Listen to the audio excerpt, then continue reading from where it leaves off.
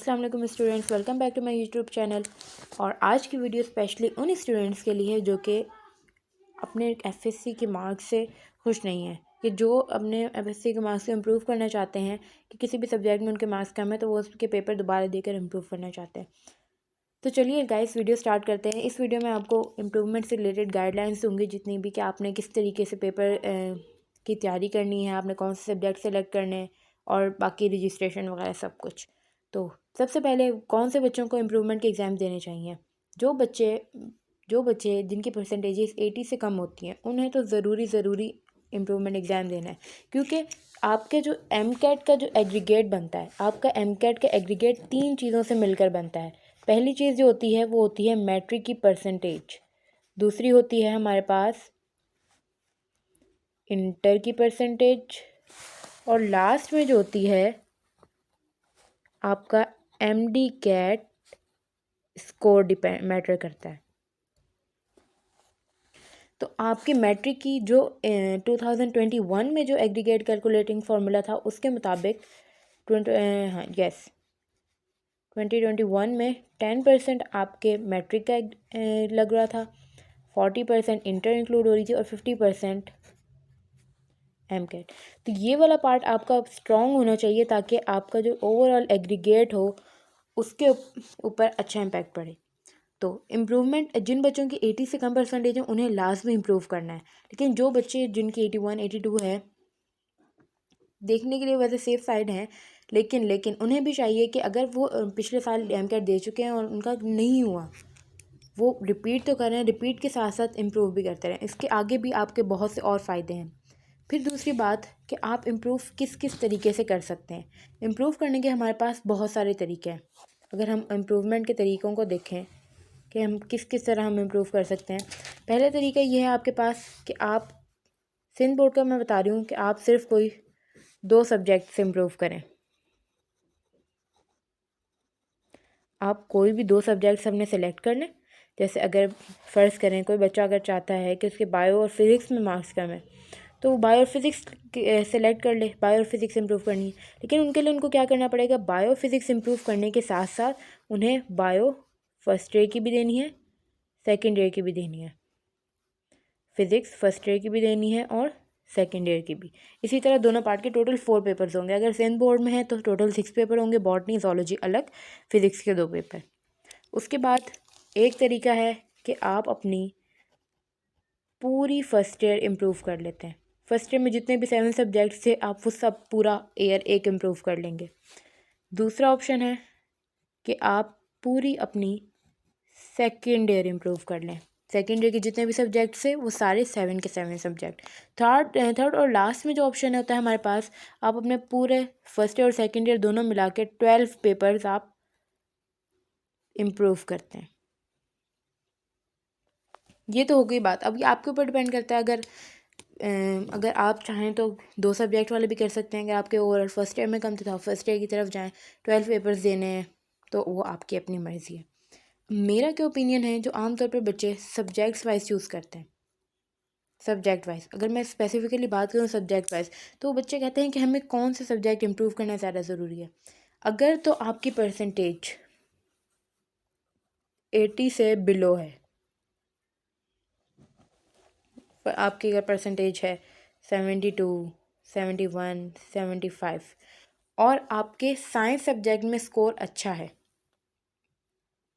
Science subject में score अच्छा है, लेकिन जो आपके इंग्लिश उर्दू इनमें मार्क्स बहुत कम है, तो आपके पास चांस है कि आप इंग्लिश या उर्दू में से कुछ इम्प्रूव करें। लेकिन अगर आप परसेंटेज रख रहे हैं 81 85 86, देन अगर फिर भी आप इम्प्रूव करना चाहते हैं तो आप ज़्यादा कोशिश करें कि आप साइंस सब्जेक्ट रखें। साइंस सब्जेक्ट में बायो मस्ट होनी चाहिए, बायो मस्ट होनी चाहिए, केमिस्ट्री और फिज़िक्स में से आपकी चॉइस है, आप कुछ भी ले लें। क्योंकि बायो इसलिए मस्ट होनी चाहिए क्योंकि हमारे एमडी कैट में मेजर जो सब्जेक्ट होता है वो बायो होता है। तो इससे ये होगा कि अगर आप अपना पूरा साल इम्प्रूवमेंट की तैयारी भी कर रहे हैं तो उसकी एमडी कैट की इवेंचुअली आपकी बायो की कंप्लीट हो जाएगी। साइंस सब्जेक्ट इम्प्रूव करने का एक और फ़ायदा कि इसमें आपको रट्टा कम से कम लगाना पड़ेगा as compare to Urdu and English stratification नहीं होगी। एम कैट में आपको ज़्यादा से ज़्यादा हेल्प होगी रिलेटेड टू जितने भी न्यूमेरिकल फिज़िक्स वगैरह के हैं वो सब उसमें भी हेल्प हो जाएगी। ये वाला इम्प्रूव करने में है कि आपको उर्दू इंग्लिश बाकी सब भी इम्प्रूव करना पड़ेगा इन तीनों में। इसी वजह से क्योंकि एम कैट में उर्दू इंग्लिश पार्ट है लेकिन मेजर नहीं है, थोड़ा सा पार्ट होता है। इंग्लिश वैसे भी हो जाता है कवर, लेकिन उर्दू वगैरह नहीं होती, पीएचडी नहीं होती, तो हमारा मेजर टाइम इनमें लग जाता है। तो मैं ये प्रेफर करूँगी कि आपको 2 सब्जेक्ट्स में से करना चाहिए। उसके बाद आप कितनी दफ़ा इम्प्रूव कर सकते हैं? अगर तो आप ऑलरेडी एक इम्प्रूवर हैं, आपने एक दफ़ा इम्प्रूव कर लिया है। पहले जो पॉलिसी थी उसमें सिर्फ ये था कि आप सिर्फ एक दफ़ा इम्प्रूव कर सकते हैं, लेकिन अब जो पॉलिसी चेंज हुई है उसमें ये है कि आप 4 दफ़ा इम्प्रूव कर सकते हैं अपनी एफएससी को। अगर आपने एक दफ़ा पेपर दिया, आपके इम्प्रूव नहीं हुए मार्क्स, तो आप 4 दफ़ा इम्प्रूवमेंट के लिए अप्लाई कर सकते हैं। मेजरली एक मिथ है कि इम्प्रूवमेंट में मार्क्स नहीं बढ़ते। ये आमतौर पर हमारे स्टूडेंट्स में मिथ होती है कि हम सिर्फ रिपीट करेंगे, हम इम्प्रूव नहीं करेंगे, कि इम्प्रूवमेंट में मार्क्स इंक्रीज़ नहीं होते। तो मैंने ख़ुद बहुत से ऐसे लोग देखे हैं जिनके बहुत मार्क्स बने 100 to 100। मैं ख़ुद एक इम्प्रूवर हूँ और मेरे भी मार्क्स इंक्रीज़ हुए थे। तो ये बात कि इम्प्रूव नहीं होते मार्क्स, ये बिल्कुल फ़िज़ूल है, अपना साल ज़ाया करने वाली बात है। अगर आप एक साल अपना एम कैट के साथ रिपीट कर रहे हैं तो इम्प्रूव क्यों नहीं? इम्प्रूवमेंट से फ़ायदा ये, अगर आपने बायो इम्प्रूव की, इवेंचुअली आपकी बायो की तैयारी तो हो जाएगी कंप्लीट। बात की आपने साथ में जो सब्जेक्ट रखा, मैंने एज ए साइड सब्जेक्ट रखा था फिज़िक्स, मेरी बायो फिज़िक्स की तैयारी इम्प्रूवमेंट में ही हो गई थी, फिर सिर्फ केमिस्ट्री एम कैट के लिए तैयार करनी पड़ी। तो कोशिश करें इम्प्रूव रिपीट के साथ ज़रूर करें। उसके बाद सब्जेक्ट सिलेक्शन का मैंने आपको बता दिया है। फिर एक और बात कि ये भी मिथ चलती है कि इम्प्रूव करने के बाद आपके 10 मार्क्स डिडक्ट होते हैं। तो ऐसा कुछ भी नहीं होता। ये पहले वाली पॉलिसी थी एमबीबीएस बीडीएस का, अगर आप टेस्ट दे रहे हैं तो उसमें ऐसा नहीं होता। अगर आप रिपीट करते हैं, मतलब एक दफ़ा आपने एमडी कैट दिया और आपका उस साल नहीं होता एडमिशन, आप नेक्स्ट ईयर देते हैं, फिर आपके 10 मार्क्स डिडक्ट होते हैं। वो सिर्फ सिंध बोर्ड की पॉलिसी के मुताबिक फार्म डी डीपीटी वगैरह के टेस्ट में होते हैं। एमबीबीएस बीडीएस के 2021 तक की पॉलिसी में ऐसा कुछ भी नहीं है। अगर पॉलिसी चेंज होती है आगे वो अलग बात है, लेकिन अभी तक ऐसी कोई पॉलिसी आई नहीं है। उसके बाद अगर मैं बात करूं, कोई बच्चा कहता है कि मैंने इम्प्रूव किया लेकिन मेरे मार्क्स नहीं बढ़े, या मेरे मार्क्स कम हो गए, मेरे पिछले वाले मार्क्स से कम हो गए।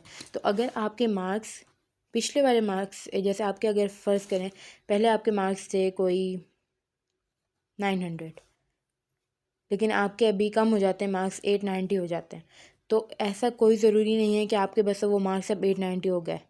आपके मार्क्स वही 900 ही रहेंगे।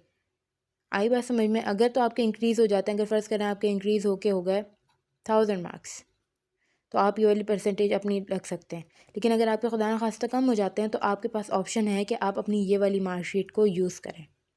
आई बात समझ में? उसके बाद अगर कोई बच्चा खुदा न खास्ता किसी भी सब्जेक्ट में, अगर उस बच्चे ने सब्जेक्ट सेलेक्ट किए थे 2, यहाँ से बायो फिज़िक्स, खुदा न खास्ता किसी भी पेपर में अगर किसी वजह से वो एब्सेंट हो जाता है, तो उस पेपर के मार्क्स आपकी न्यू इम्प्रूवमेंट की जो मार्कशीट आएगी उसमें एब्सेंट नहीं लिखा जाएगा, ये फेल नहीं लिखा जाएगा। उसमें आपके जो पहले मार्क्स थे, अगर आपके पहले 74 मार्क्स थे बायो में, तो आपके वही वाले मार्क्स आपकी नई मार्कशीट में 74 लिखे हुए आ जाएंगे। और फिज़िक्स में अगर आपके इम्प्रूव हुए होंगे तो आपके वो इम्प्रूव वाले मार्क्स आ जाएंगे। तो ये सब था इम्प्रूवमेंट के हवाले से।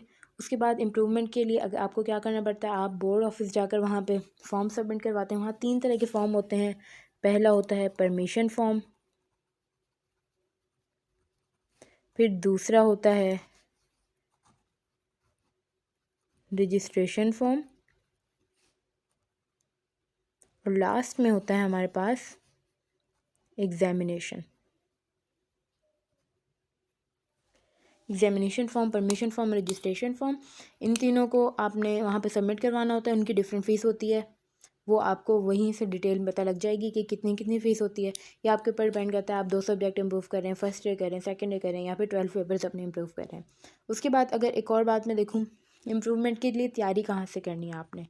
आपने बिल्कुल ऐसा नहीं करना कि आप इम्प्रूवमेंट को साइड पे रख दें, एमकेट की तैयारी करें। आप अपना मेजर दें।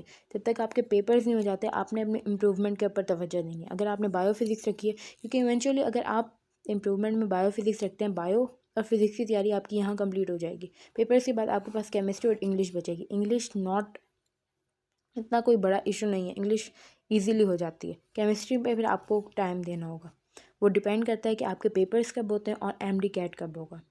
इसके लिहाज से मैं गाइडेंस वीडियो इंशाल्लाह ज़रूर बनाऊंगी।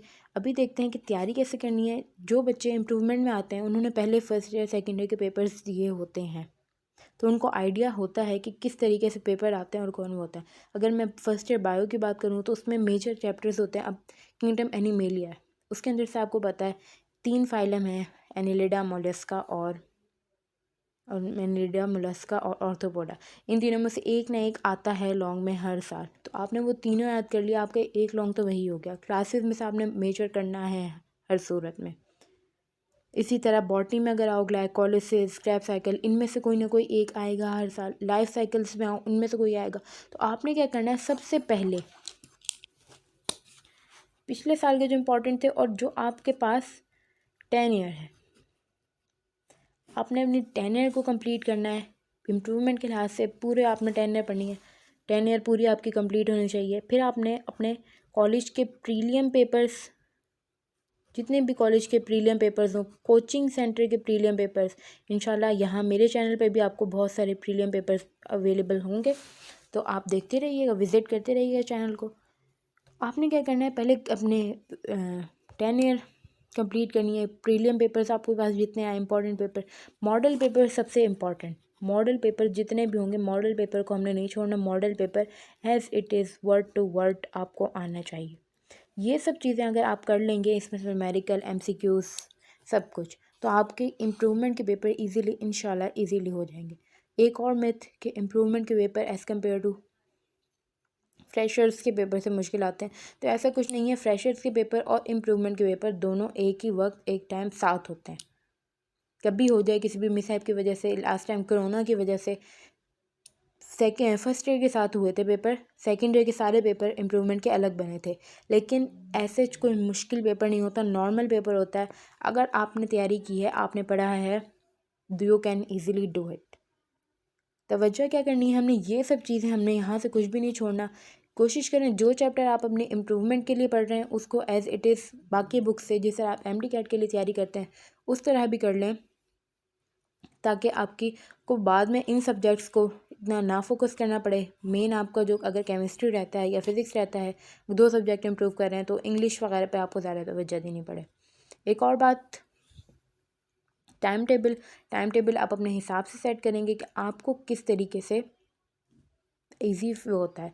मैं भी एक टाइम टेबल वीडियो ज़रूर बनाऊँगी, किस तरह मैंने तैयारी की थी, मैंने किस तरह तैयारी की थी कि मेरे नंबर इम्प्रूव हुए थे, और मैंने एमडी कैट को किस तरह अपने साथ रखा था इम्प्रूवमेंट के टाइम पे। होप सो गाइस आपको वीडियो पसंद आई होगी।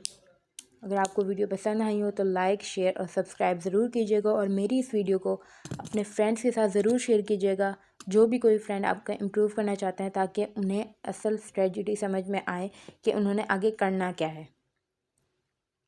मुझे दीजिए अल्लाह हाफ़िज़ इजाज़त, नेक्स्ट वीडियो में मिलते हैं। अल्लाह हाफ़िज़।